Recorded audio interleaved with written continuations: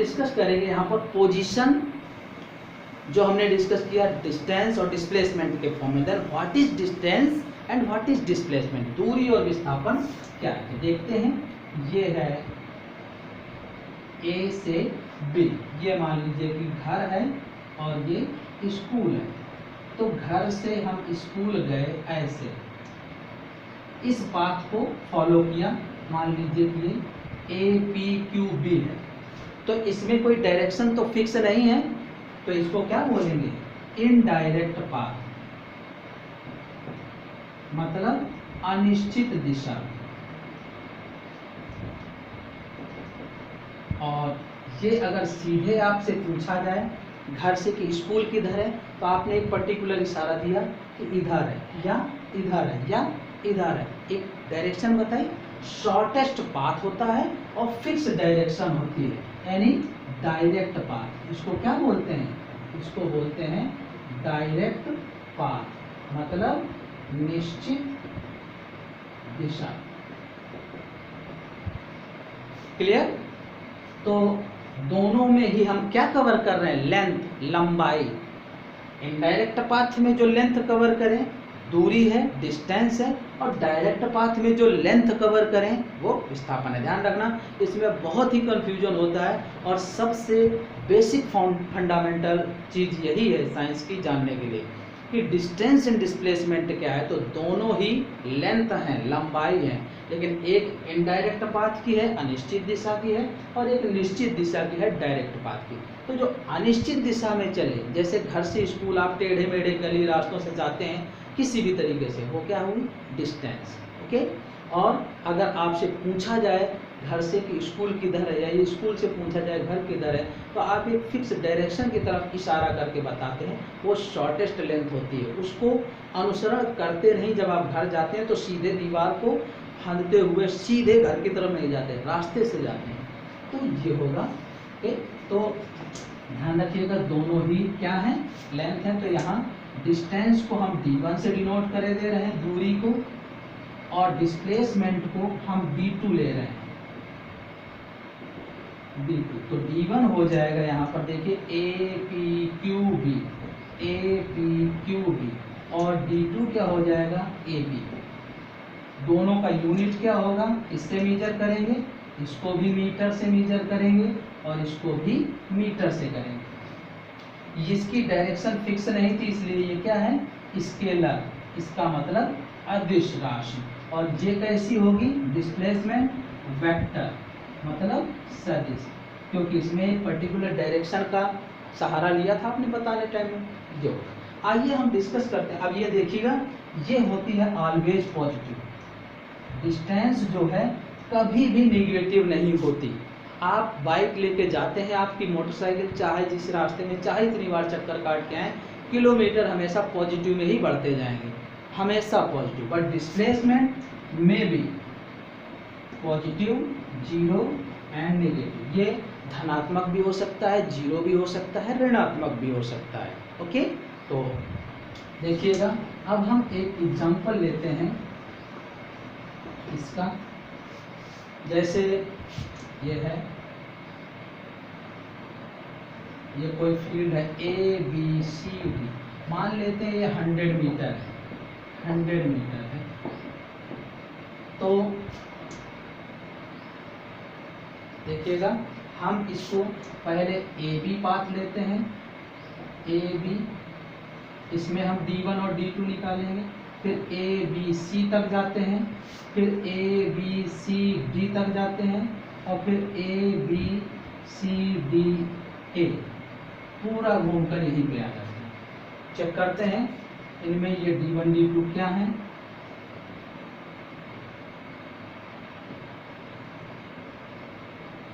D1 को हमने distance माना है, दूरी, और D2 को हमने डिस्प्लेसमेंट माना है। तो देखिए, A से B में गए तो D1 100 है और D2 भी 100 है, इतना ही डिस्प्लेसमेंट भी है, विस्थापन भी। लेकिन जैसे हम C तक जाएंगे तो D2 तो लेंथ जो डिस्टेंस होगी वो 100 + 100 सीधे जुड़ती जाएगी, ये आ जाएगी 200 मीटर। ठीक है। लेकिन डिस्प्लेसमेंट देखिएगा, ये 100 है, ये 100 है, तो पाइथागोरस थ्योरम वेक्टर सम लगते हैं सदिशों का नियम, तो ये कर्ण का स्क्वायर यानी कर्ण आ जाएगा 100√2, तो ये 100√2 मीटर आ जाएगा। पाइथागोरस थ्योरम यूज कर देंगे, आधार का स्क्वायर प्लस लंब का स्क्वायर बराबर कर्ण का square, base square plus perpendicular square equal to hypotenuse square. Third case यहाँ तक आ गए तो कितना चले 100 100 100, तो D1 आ जाएगी 300, और ये यहाँ से सीधे लास्ट पॉइंट को मिलाएंगे तो कितना है 100 मीटर, और जब यहीं पर आ जाएंगे तो 100 100 100 100, यानी डिस्टेंस चले हम कितना 400, लेकिन डिस्प्लेसमेंट कितना है, जहाँ से चले थे वहीं आ गए तो अब 0 पर आ गए, तो डिस्प्लेसमेंट 0 है। एक और एग्जांपल लेते हैं हम सर्कुलर ट्रैक का। ओके,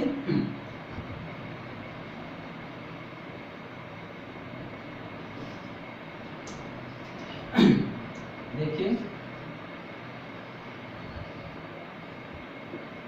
ये इसका सेंटर है, मान लेते हैं 100 मीटर इसकी रेडियस है, ए बी सी डी, पहले हम ए टू बी ये गए अर्क, फिर ए बी सी अर्क पे गए, फिर ए बी सी डी अर्क पे गए, फिर A B C D A इस अर्क पे गए। ओके, तो देखिएगा इसकी सरकमफ्रेंस जो होती है 2 पाई इंटू आर 200 पाई। अब हम पहले डिस्टेंस को डिस्कस कर लें। देखिए जब ए से बी में जाएंगे ये पूरी सरकमफ्रेंस क्या होती है, ये होती है, इसको सी, ये पॉइंट सी मत समझिएगा, ये सरकमफ्रेंस है, आप ऐसे सी आर लिख दीजिएगा। तो ये क्या है, एक पार्ट, दो पार्ट, तीन पार्ट, चार पार्ट, 4 पार्ट में इसको डिवाइड किया गया है। तो यहाँ पर D1 क्या होगा, सी का 4, और यहाँ पर कितना होगा, पूरी सी का हाफ। ओके, आप देख लीजिएगा, आप ऐसे कर सकते हैं, एक पार्ट जो है वो 1c/4 है, तो 2 कितने हो जाएंगे 2c/4, 3 कितने हो जाएंगे 3c/4, और यहाँ तक आ जाएंगे जब पूरा तो ये 4c/4। ठीक है, तो ये कितना हो जाएगा, ये है 200 पाई/4 50 पाई मीटर। ये कितना हो जाएगा 2 इंटू, एक c/4 की वैल्यू 50 है, तो ये कितना हो जाएगा 100 पाई मीटर। ये कितना हो जाएगा 3 इंटू 50 पाई 150 पाई मीटर, और ये कितना हो जाएगा पूरा सी आ जाएगा केवल 200 पाई मीटर। अब देखिएगा हम डिस्प्लेसमेंट निकालते हैं ए टू बी, तो ए से बी तक जब जाएगा तो सीधे आप मिला दें उस पॉइंट को, तो ये आया, ये 100 है, ये 100 है, तो ये पाइथागोरस थ्योरम से 100√2 आएगा, तो 100√2 मीटर। जब यहाँ से सी में आ जाएंगे तो सीधे ए से सी को मिलाइए, तो 100 ये, तो 100 ये डायमीटर हो जाएगी पूरी, तो ये कितना आया 200 मीटर। ठीक है, जब ए बी सी डी में आ जाएगा तो डी में ये मिलाया, तो अभी जितना ये था उतना ये आ जाएगा, इसका मतलब 100√2 मीटर, और ए पर आ जाएगा तो डिस्प्लेसमेंट 0 आ जाएगा। तो इस तरीके से हम डिस्टेंस और डिस्प्लेसमेंट अगर हमें कैलकुलेट करना है तो कैलकुलेट कर सकते हैं। ओके, इस तरीके से डिस्टेंस और डिस्प्लेसमेंट का मेजरमेंट करेंगे। अब हम डिस्कस करते हैं स्पीड एंड वेलोसिटी के बारे में। ओके, मोशन हमने डिस्कस किया था, मोशन यानी गति जो है उसको 2 पार्ट में डिवाइड किया गया है, स्पीड एंड वेलोसिटी। स्पीड को क्या बोलते हैं, चाल, और वेलोसिटी को बोलते हैं वेग। ओके, तो चाल और वेग क्या है, तो देखिएगा स्पीड इक्वल टू होती है डिस्टेंस अपॉन टाइम, और ये होता है velocity equal to displacement upon time. Displacement मतलब विस्थापन और डिस्टेंस मतलब दूरी। यूनिट क्या हो जाएंगे देखिएगा, मीटर अपॉन सेकेंड, और इसका क्या होगा डिस्प्लेसमेंट भी मीटर में अपॉन सेकेंड। ये कैसी क्वांटिटी है, स्केलर होगी चाल स्पीड, और ये कैसी क्वांटिटी होगी वेक्टर होगी, क्योंकि ये डिस्प्लेसमेंट से मिली है और ये किससे मिली है डिस्टेंस से मिली और डिस्टेंस स्केलर थी इसलिए ये भी स्केलर अदिश होगी, और डिस्प्लेसमेंट यानी विस्थापन सदिश था वेक्टर था इसलिए ये भी वेक्टर। अब हम डिस्कस करेंगे इसमें यूनिफॉर्म एंड नॉन यूनिफॉर्म। देखिएगा यूनिफॉर्म और सबके लिए डिस्कस करेंगे, मतलब स्पीड के बारे में पहले डिस्कस करनी है, मतलब समान चाल, एंड नॉन यूनिफॉर्म स्पीड असमान चाल। यूनिफॉर्म वर्ड बहुत आपने सुना है स्कूलों में, आप डेली यूनिफॉर्म में आइए, आप यूनिफॉर्म में नहीं हैं, नॉन यूनिफॉर्म है मतलब आप ड्रेस में हैं समान हैं, ओके, और आप यूनिफॉर्म में नहीं है, नॉन यूनिफॉर्म है मतलब आप असमान हैं। तो क्या होगा देखिए, अब हमें मेन किसके बारे में कह रहा है, देखिए समान यूनिफॉर्म के कर्व जो होंगे वो सब के लिए सिमिलर होंगे, चाहे स्पीड हो, चाहे वेलोसिटी हो, चाहे एक्सीलरेशन हो, चाल, वेग, त्वरण, सब के लिए। ऐसे असमान के लिए जो कर्व होंगे वो सब के लिए सेम होंगे, बस चेंज क्या होगा तो ये देखिए हम इसके पर जाएंगे। चाल स्पीड क्या है, स्पीड थी डिस्टेंस अपॉन टाइम। तो ध्यान रखिएगा ये दूरी की बात है, तो equal distance in equal time. समान दूरी कब, समान समय में, समान दूरी समान समय में। और यहां पर क्या होगा, unequal distance in equal time. Time दोनों में इक्वल रहेगा, लेकिन क्या चीज इक्वल होगी और अनइक्वल होगी। अगर स्पीड है तो डिस्टेंस, अगर यही वेलोसिटी होती तो वेलोसिटी किससे मिलती थी, डिस्प्लेसमेंट से। तो इक्वल डिस्प्लेसमेंट, इक्वल और अनइक्वल डिस्प्लेसमेंट, समान विस्थापन असमान विस्थापन, ओके।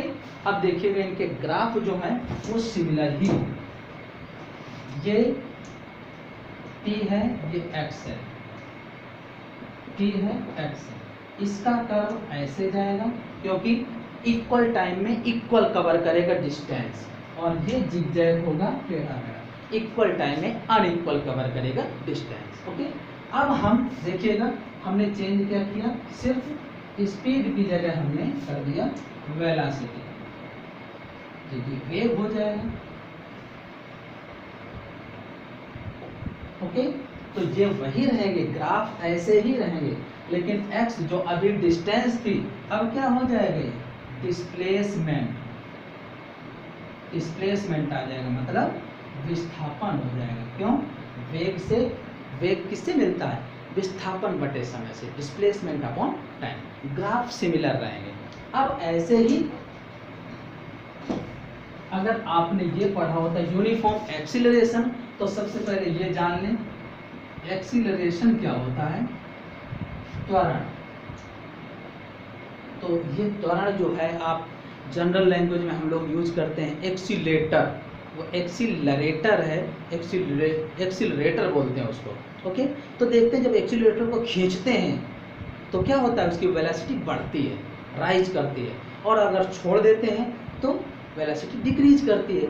तो जब चेंज होता है वेलोसिटी में, और टाइम तो लगता ही लगता है, तो चेंज इन वेलोसिटी वो क्या है, एक्सीलरेशन। कब, टाइम के रिस्पेक्ट में। तो इसीलिए बोलते हैं इसको rate of change of velocity, change of velocity, यानी ये क्या है, रेट जो है समय बता रहा है, टाइम, ठीक है। तो इसको बोलते हैं वेग परिवर्तन की दर, इसी को त्वरण बोलते हैं, वेग परिवर्तन की दर को, ठीक है।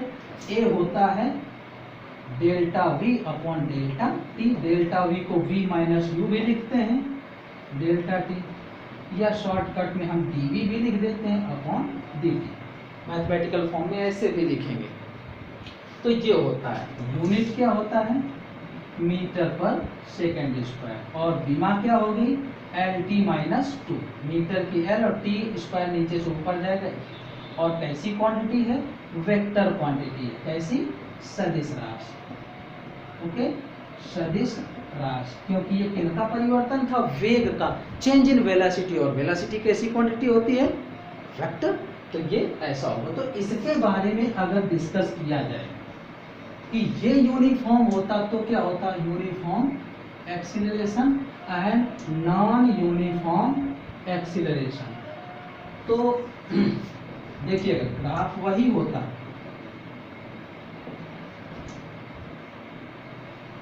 ये, लेकिन अब यहाँ पर क्या होता है, ये dv हो जाता है, ये dv, इसको क्या बोलते हैं, चेंज इन वेलोसिटी। तो अब ये y एक्सिस में जैसे पहले डिस्टेंस था तो स्पीड आ गई थी, फिर वेलोसिटी आई तो डिस्प्लेसमेंट आया, अब एक्सीलरेशन है तो चेंज इन वेलोसिटी आ गया। लेकिन ग्राफ दोनों के कैसे रहेंगे, सबके यूनिफॉर्म है तो स्ट्रेट ही जाएगा, और नॉन यूनिफॉर्म है तो कर्व में ही आएगा। अब हम थोड़ा सा और डिस्कस कर लेंगे इसमें average speed and average velocity के सब्जेक्ट में। ओके, तो एवरेज स्पीड क्या होती है, औसत चाल, क्या बोलते हैं इसको, औसत चाल। और एवरेज वेलोसिटी क्या होगी,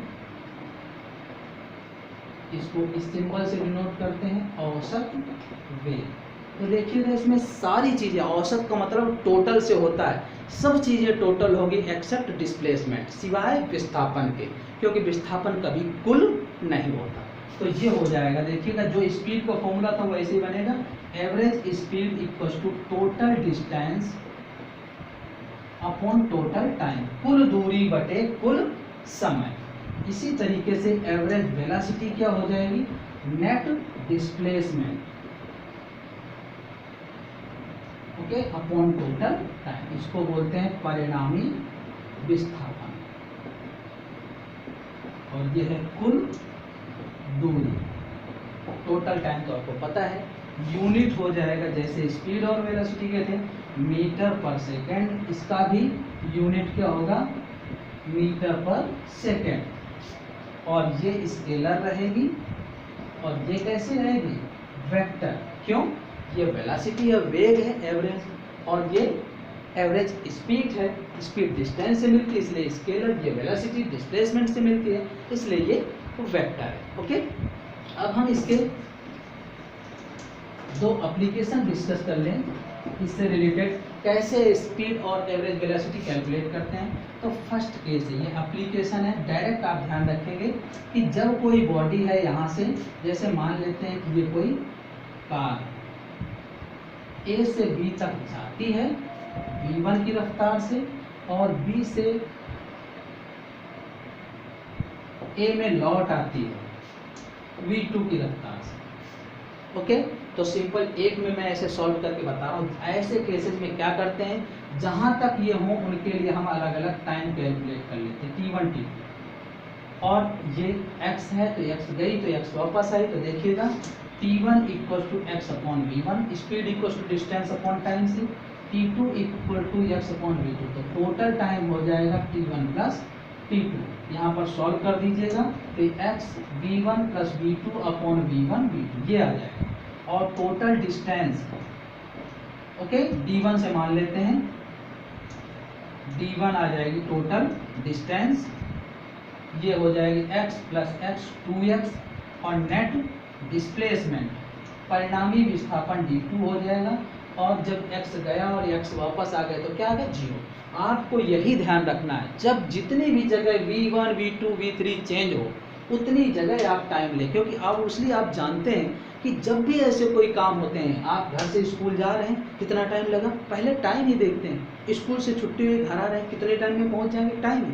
तो यहाँ पर भी हर बार जितनी बार ये चेंज करें अपनी रफ्तार उतनी बार टाइम चेंज करिए, वो टोटल कर देंगे, डिस्टेंस टोटल निकाल लेंगे, नेट डिस्प्लेसमेंट निकाल देंगे, फिर इसके बाद फॉर्मूला लगा दीजिए। तो अब हम यहाँ पर जब एवरेज स्पीड निकालेंगे तो total distance upon total time, average velocity निकालेंगे तो net displacement upon total time, कुल दूरी बटे कुल समय। ध्यान रखना, हम यहाँ कुल दूरी जो ले रहे हैं उसको d1 से डिनोट कर रहे हैं, और नेट विस्थापन जो ले रहे हैं वो हम d2 से डिनोट कर रहे हैं।